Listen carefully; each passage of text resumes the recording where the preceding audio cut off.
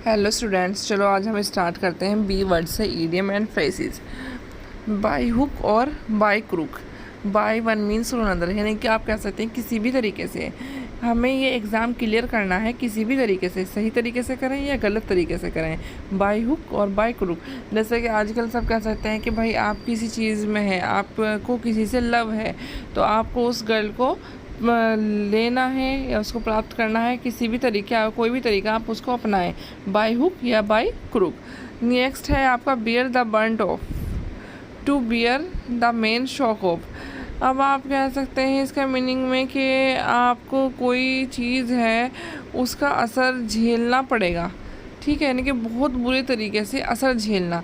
अब आप कह सकते हैं जैसे महंगाई बढ़ गई है तो उसका असर किस पे हुआ ज़्यादा, उसका असर ज़्यादा होता है पुअर लोगों पर, ठीक है। तो अब वो सभी पुअर लोग हैं या फिर कोई भी है, उन सबको उस महंगाई का असर को झेलना पड़ेगा बहुत बुरे तरीके से। अब कह सकते हैं जैसे बाढ़ आ गई है तो गांव वाले लोगों पे उसका बहुत बुरा असर हुआ है।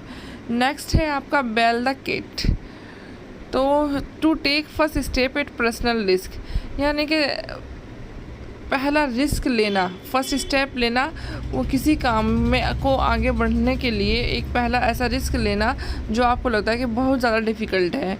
नेक्स्ट है आपका फोर बिट डेफिएंस, इग्नोर करना, ठीक है, किसी को इग्नोर करना।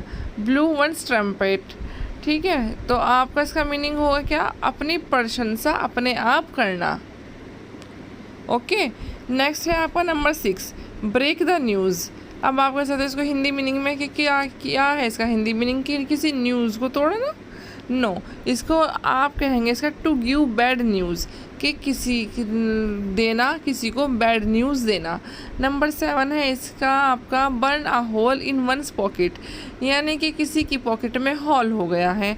तो आप इसको क्या कह सकते हैं कि पॉकेट में होल थोड़ा ही ना होता है, तो मनी स्पेंड क्विकली, वो बहुत ज़्यादा स्पेंड करता है मनी को, तो उसके पास अगर मनी चली जाती है उसके पॉकेट में तो वो क्विकली क्या हो जाती है, खर्च हो जाती है, ठीक है। ब्यूरी द हैकेट, यानी कि झगड़ा ख़त्म करना। टू मेक पीस, शांति होना या शांति देना।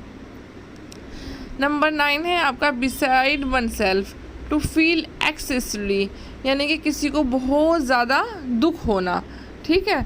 नंबर 10 है आपका बैड ब्लड। बैड ब्लड मतलब बिटर रिलेशन, यानी कि कड़वे रिश्ते, ठीक है। तो अब आप मुझे बताइए कि आपको ये समझ में आए हैं। अगर आपको समझ में आया है तो लाइक एंड सब्सक्राइब करना ना भूलें।